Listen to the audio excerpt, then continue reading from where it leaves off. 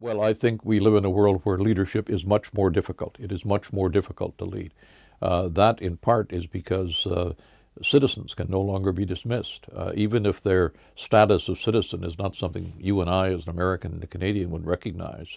The classic example, of course, was the reaction of in the streets of the Arab Spring. Here were people who thought they alone had this feeling of angst or anxiety about their government.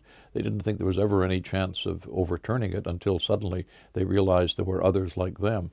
And one of the things that's happened, we've been quite successful. We collectively have been successful in one sense in dealing with international poverty. It's still far too high, but it's lower than it had been. That means people have a greater sense of their own capacity to do things. Education is spreading, again slowly but importantly, so people are in a position to say, my view counts. I should be able to do something about this. That means that we live in an age where you can't count upon traditional institutions to provide guidance. Our major institutions are in real trouble. The churches are, businesses, governments are, their approval levels are lower and lower. That's not because they are more badly led. That is because there is not the willingness to sort of accept direction that was in place before. And that's not going to change with the activity and the extent of information and knowledge being spread by the internet. That's going to increase. Formal education is increasing. Practical experience is increasing. People are no longer isolated.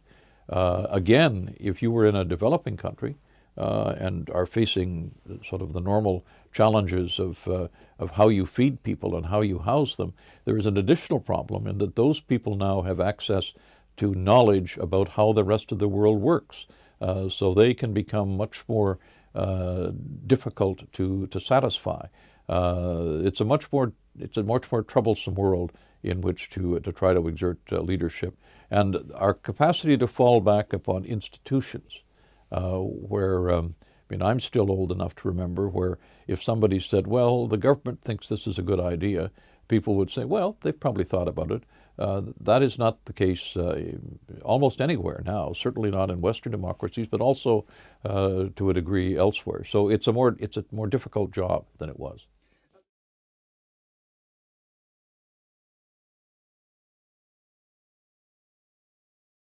Yeah, I think the principal thing is, hard as though I thought I was trying, I was not taking account of other people and their perspectives to the degree that I should have. I thought I understood them, but I didn't really know.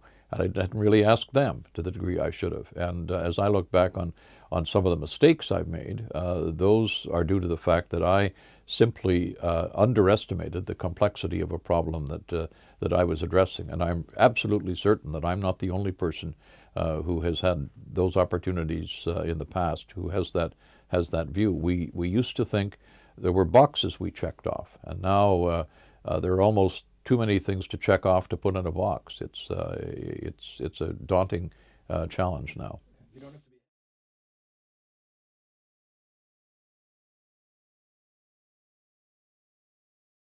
What I'm really arguing is that the world has changed in a way that draws out Canada's very strong assets. Our distinctive assets are, first of all, an ability to manage diversity. We're a highly diverse country, as some others are, but I think it would be fair to say that we have been more successful in respecting diversity than any other country in the world. That's an increasingly important asset in a world in which more and more conflict is over differences of culture or differences of religion. And we are far from perfect, but we have a sort of a natural capacity to deal with that, and we have that reputation. We're seen as a country that can do that. Secondly, we've never been a superpower. We're not going to be one. We, however, have been able to demonstrate that people who sit at the side of the table and make sensible decisions, sensible proposals, can be as effective as those who sit at the head of the table. I think we're living in an age now where there is going to be more and more of what I call leadership from beside. We're not going to have the situation that existed in almost every sphere in the past, where a CEO or a president of a superpower is able to, in effect, define the path for everyone else. There's going to have to be a much larger participation. And that means that countries like Canada, that as I say, are not going to have the weight to be always at the head of the table, but have the capacity and the reputation to be very productive world citizens, can play a larger role. The other